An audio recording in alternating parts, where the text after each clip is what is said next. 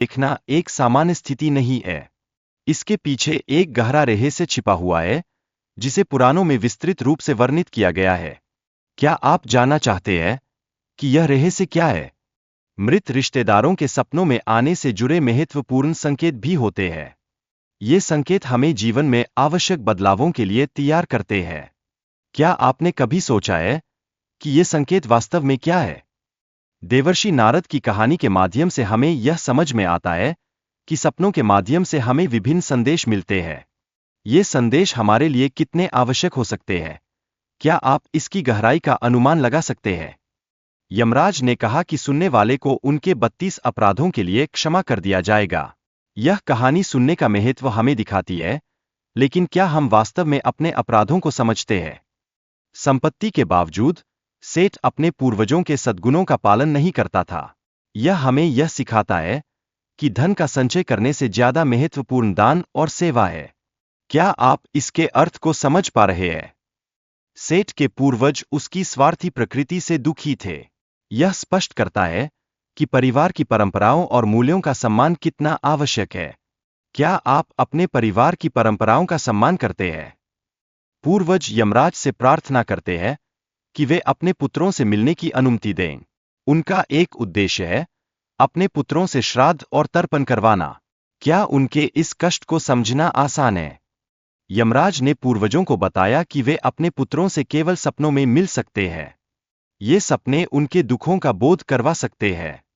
क्या हमें इन सपनों के महत्व को समझने का प्रयास नहीं करना चाहिए? पुत्र सपनों में पूर्वजों के संकेतों को समझने में असमर्थ होते हैं, जिससे पूर्वजों में निराशा और दुख बढ़ता है।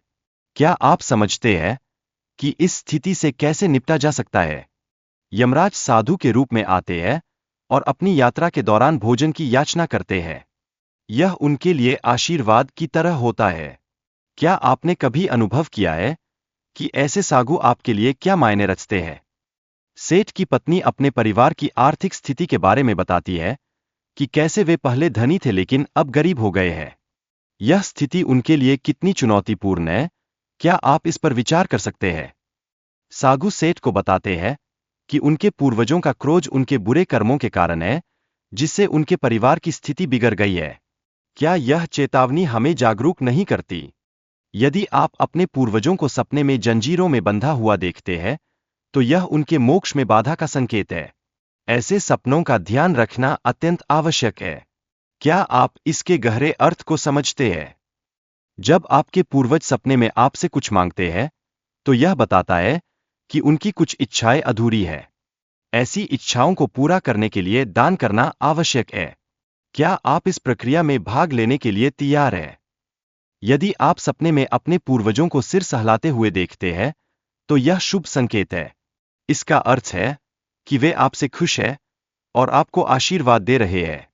क्या ऐसा सपना आपके लिए अद्भुत नहीं है?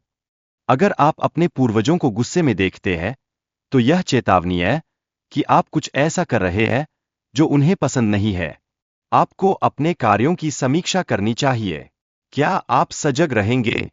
यदि आप अपने पूर्वजों को खुश और स्वस्थ देखते हैं, तो यह शुभ संकेत है। इसका अर्थ है कि वे आपसे संतुष्ट हैं और आपके जीवन में सुख और समृद्धि आएगी। क्या आपके सपने कभी इस तरह के अनुभव लाते हैं? आपके सपनों में अगर जानवर बात करते हैं, तो यह संकेत है कि आपके पूर्वजों की आत्माएं शांति नहीं पा रही है। आपको धार्मिक अनुष्ठान करने की आवश्यकता है। क्या आप इस संकेत को गंभीरता से लेंगे? यदि सपने में पूर्वज खुश नजर आते हैं, तो इसका मतलब है कि उनके जीवन में कुछ अच्छा होने वाला है। यह संकेत बहुत महत्वपूर्ण माने जाते हैं। क्या आपने कभी इस प्रकार के सकारात्मक संकेत अनुभव किए हैं?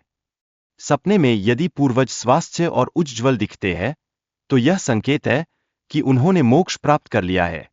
यह एक शुभ संकेत है जो व्यक्ति को प्रेरित करता है। क्या आप अपने सपनों में इस तरह के अनुभव का सामना कर रहे हैं? जब व्यक्ति को सपने में पूर्वजों द्वारा आशीर्वाद मिलता है, तो यह उनके लिए खुशी और समृद्धि का संकेत है। ऐसे में व्यक्ति का जीवन बेहतर होता है। क्या आप अपने सपनों में ऐसे क्षणों की तलाश कर रहे हैं